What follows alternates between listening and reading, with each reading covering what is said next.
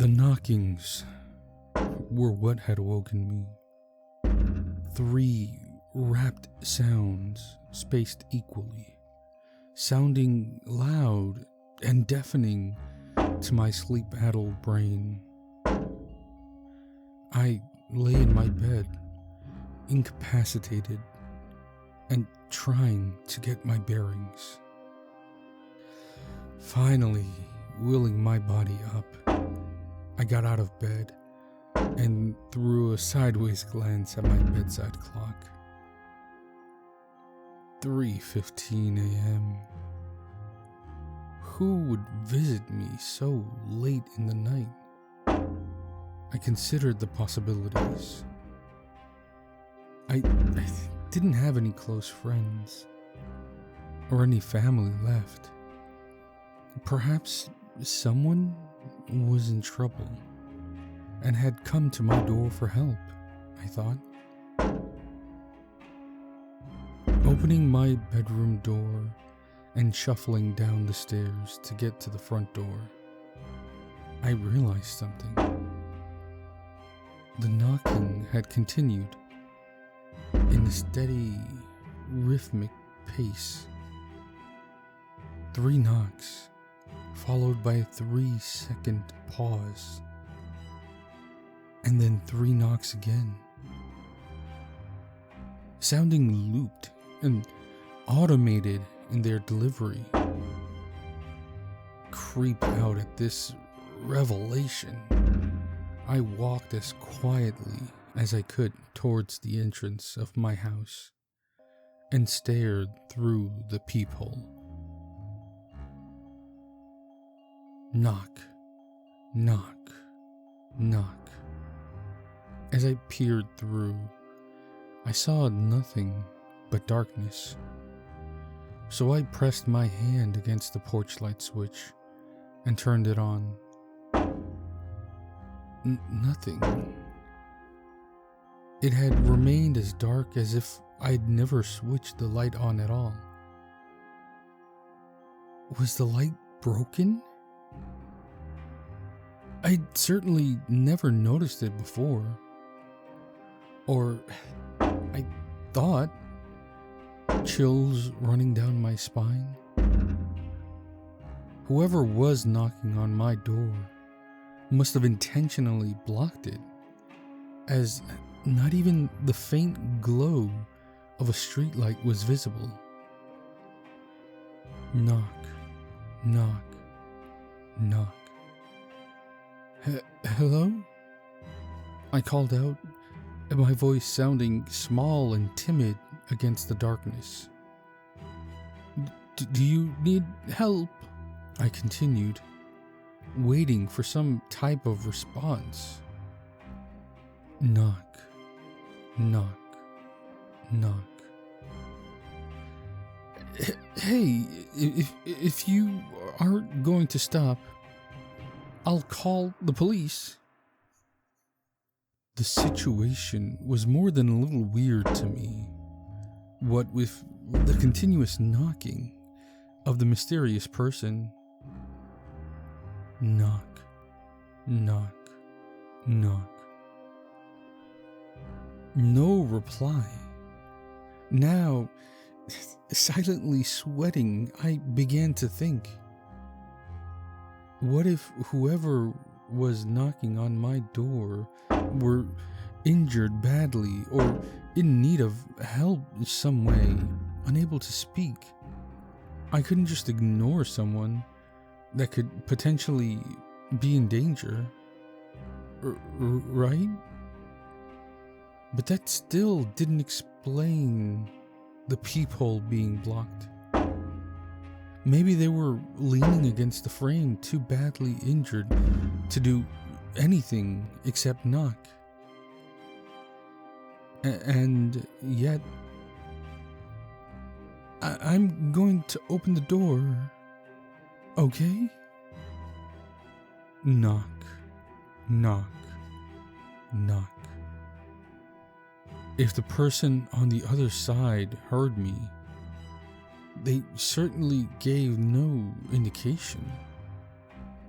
I slowly unlatched and unlocked my door, my hand now resting on the handle. With a deep breath, I swung the door open, only to be met with nothing. I took a step outside, confused at seeing only darkness at my door. It was then when I was attacked. A large person. No, a large creature, because this was a creature, pushed me on my stomach, knocking the wind out of my lungs, leaving me dazed and bewildered.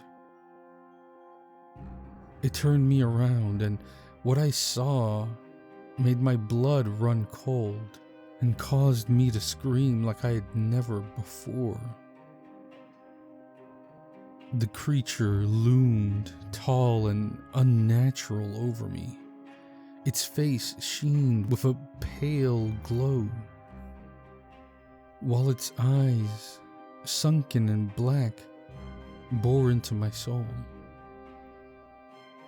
Its limbs gangly and long, yet muscular beyond human proportions. Its skin was ashy and black, and it seemed to pull in and absorb light around us. Its face hideous and horrifying.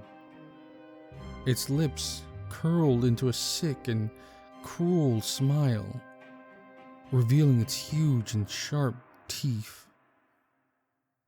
I tried to scream again, to break free, to do anything, but the creature had a hold of me and did not let me move even a single inch.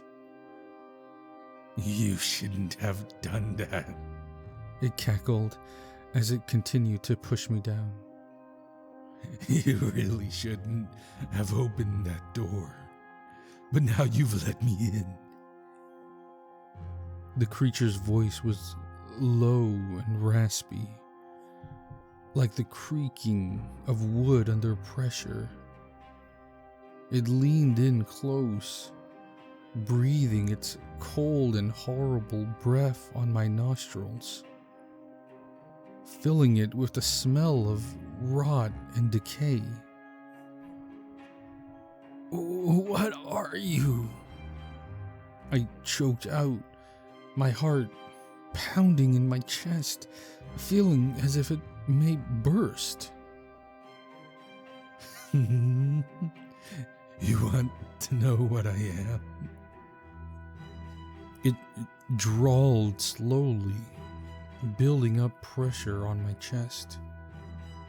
"Who or what I am is of no concern to you right now. Because you see, you made the mistake of letting me in." The creature whispered into my ear, malice evident in each word it spoke, seeming to take pleasure in the fear it brought me. "You invited me."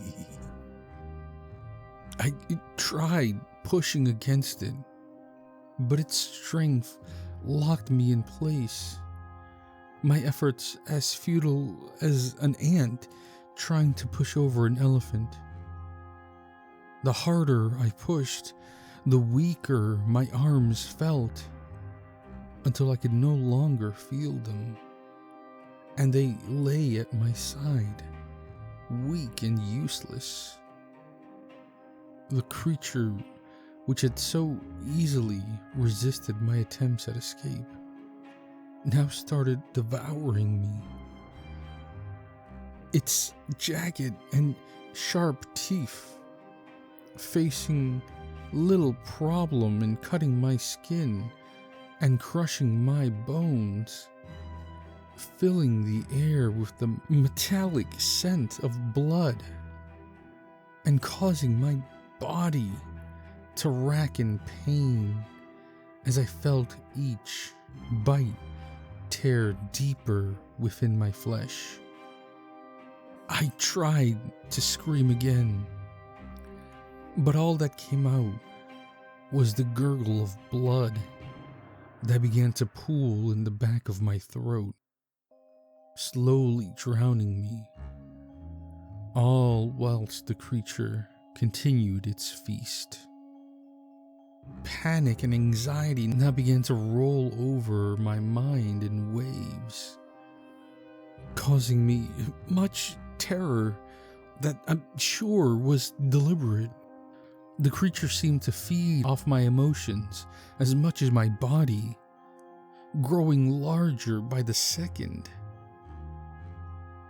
As it continued to feed on me, I slowly started losing consciousness, my vision flickering until the only sense I had remaining were sounds of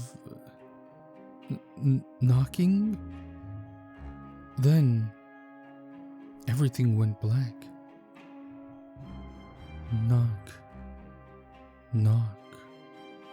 I woke up with a start on my bed, clutching my throat as I lay in a pool of my own sweat, screaming. I gasped for air, my chest heaving as the remnants of my nightmare clung to my mind like thick smoke.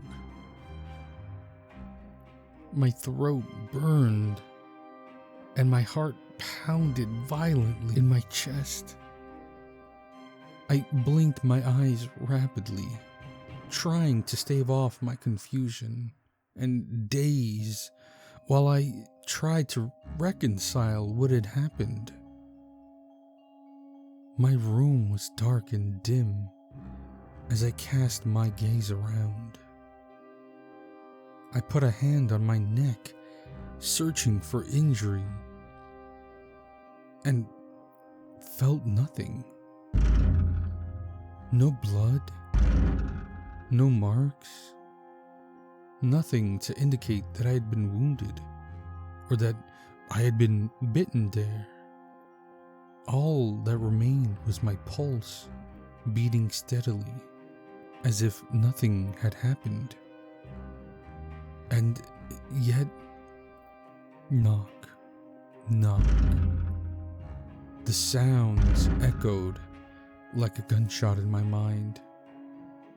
I jumped out of bed, stumbling over my bedside table and knocking it on the floor in the process, its contents scattered all over, with the clock landing beside me.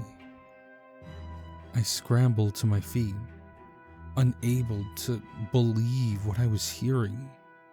Was my dream real? Did the creature from my nightmare come to life and is now attacking me again? As these thoughts raced in my mind, I thought of one possibility, one very sick and twisted possibility. I slowly cast my gaze down towards my bedside clock, the numbers that displayed against its screen confirming my theory. No. The clock read 3:15. The same time. The knocks came once again, filling my head with its horrible, loud sound. Knock, knock.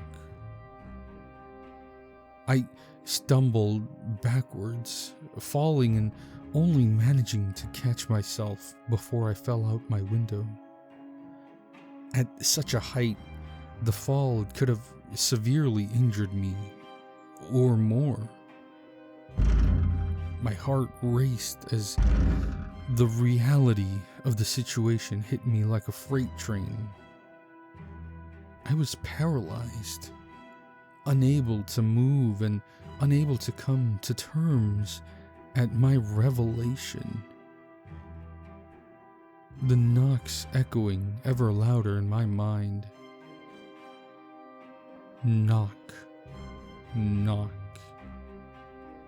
That knocking. That damned knocking. How had it followed me from the dream? Or was this a dream? Such thoughts whizzed past my head as I grappled with the reality that lay before me. Knock, knock. But wait, the knocking seemed different somehow. The rhythm had changed. The knocking no longer following a 3-knock, 3-second pattern, but now a 2-knock, 2-second one. Knock, knock. Yes, there was no doubting it now. For some reason, it had changed and now seemed louder. Knock, knock. As I suddenly realized why I had to stop myself from vomiting. The knocking in my dream that heralded the arrival of the creature was now in my house. Knock, knock. What do I do? What do I do? What do I do? The knocking echoed in my head, flooding my mind, preventing me from making any action, deafening my mind with its accursed beat. I had to run. I needed to run. If I stayed here, I would almost certainly face the same fate as before. But how? From what I could gather, the knocking came from the hallway door opposite my bedroom door. I reached for my phone, which in all the commotion had fallen down and was now lying on the floor. No reception. I couldn't call for help. Could I attack it and then make a break for it? I thought as I scanned my room for any weapons that could possibly save me. Knock, knock. My gaze rested on an old baseball bat my dad had given me for my 13th birthday. It had had to do. Creeping silently and steeling myself, I grabbed a hold of its handle and walked as silently as I could to my door. Every step I took filled me with dread and fear that I had never felt before. Afraid that the creature would lunge out as I made my way. Knock, knock. Breathing deeply, I took a hold of the handle and pushed the door free. Slowly, my nerves on end. Knock, knock. Nothing lay before me as I cautiously took a step outside. The knocking coming from just in front of me now. Knock, knock. I tread softly, careful not to make a noise, as I risked being found out, and before long, faced the door where the knockings came from, my heart threatening to burst out my ribcage. Knock, knock. Could I do it? Could I really open the door and risk death?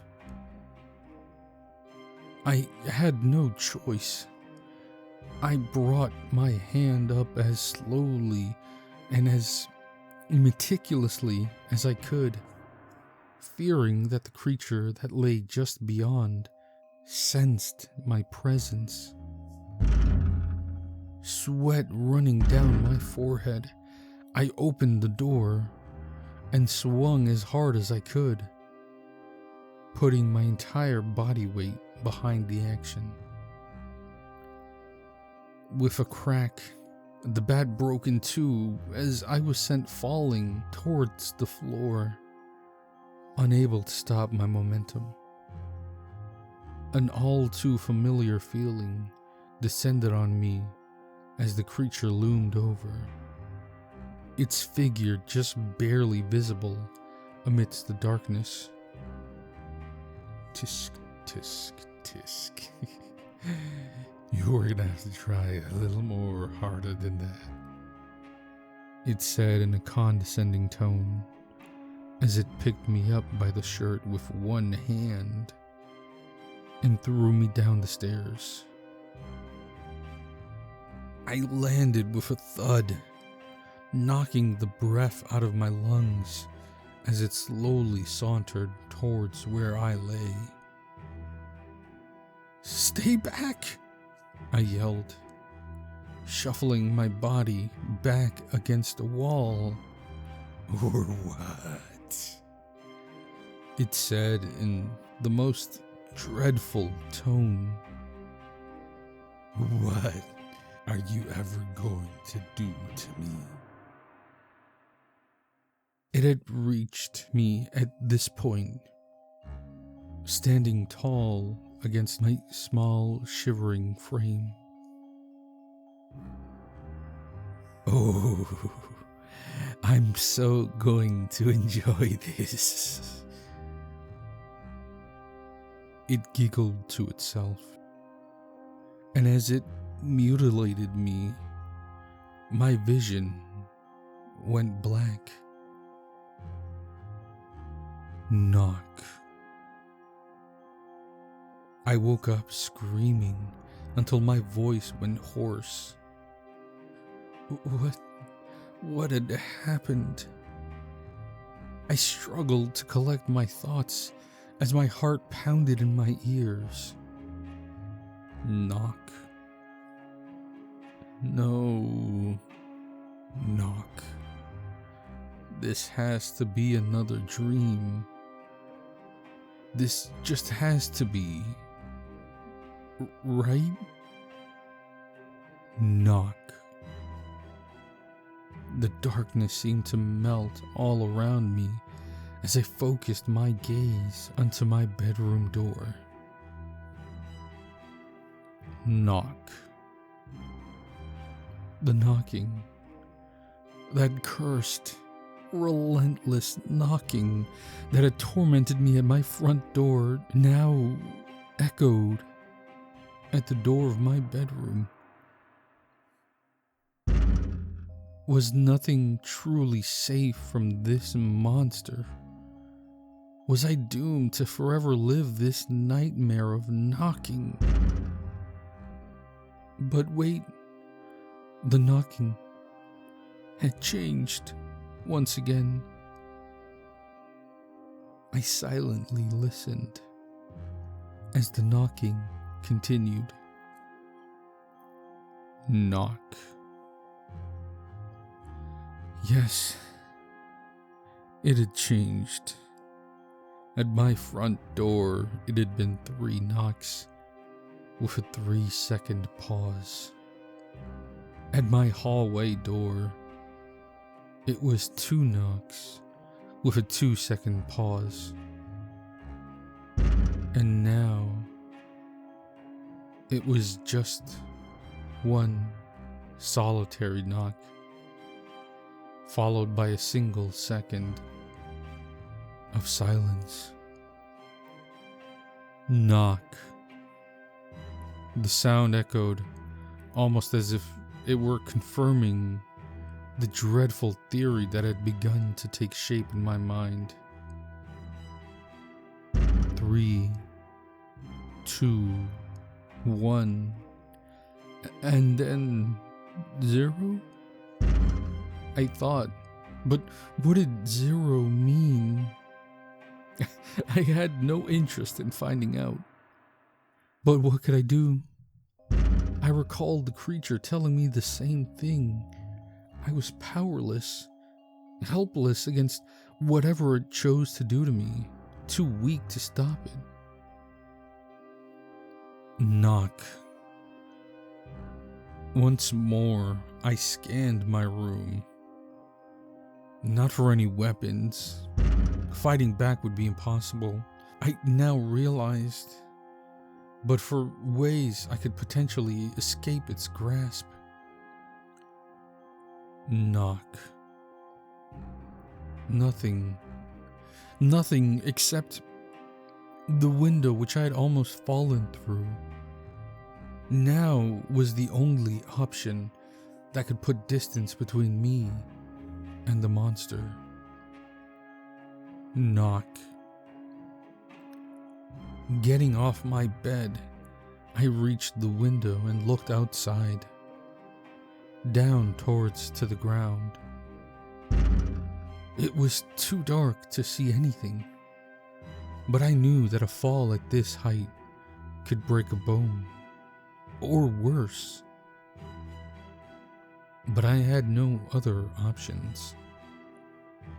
Knock. Stealing my resolve, I took a shaky breath and then climbed onto the windowsill, body shaking as I did so. With a last look back at my room, I jumped.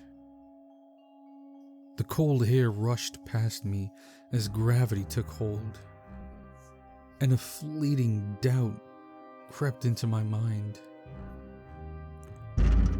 Had I made the right choice? But no, I would be safer this way, out of reach from the creature, even if it meant taking this terrifying leap. Something, however, something wasn't right. Knock. How long had I been falling? Time seemed to stretch, but the sound of that knocking, persistent, maddening, still echoed in my ears. Why could I still hear it? Knock. I struggled to make sense of what was happening as I tumbled through the air, spiraling into a seemingly endless abyss. No matter how long I fell, it felt like I wasn't getting any closer to the ground. The descent stretched on, an unrelenting void with no end in sight. Knock. But that knocking, that horrible sound which ate away at my sanity, continued still, seeming to taunt me as I tumbled through the air. I had no idea how far I'd fallen or how much distance I'd covered, but what I did know was that after what felt like an eternity, I finally hit the ground. The impact was jarring, the pain of being crushed against the earth almost a relief compared to the agonizing uncertainty of the fall. Knock. And throughout all of this, the knocking continued, never once decreasing in volume or faltering in its rhythm. Knock. As I struggled to keep my eyes open, I saw the creature once again above me, preparing to consume me like it had done before. And then my vision went black. I don't know if there's anyone out there reading this. My Wi-Fi and cell service are both down, and it's always dark outside. I fear I'm the only one left in this world. During my escape attempts, I saw no signs of life. No people, no houses, nothing but emptiness. It's always 3:15, and I grow neither tired nor hungry. Time feels suspended. I'm stuck in this strange, unending moment, and I can't tell if I'm the last one alive, or if there was never anyone here to begin with. And yet, I still hope someone's out there reading my account right now. My name is... I live in... And I don't know how much longer I can last here. If time has stopped for me alone, then maybe telling you all of this is pointless. But I'll do it anyway. Writing this down is the only way I can preserve what little sanity I have left. My battery is dying, so I fear I'll be stuck alone with no ways to contact the outside world or distract me anymore. For the thing that scares me the most is not the constant darkness, or the isolation, or even the absence of life around me. No, the thing that scares me the most is the constant knocking, now coming from under my bed. Knock.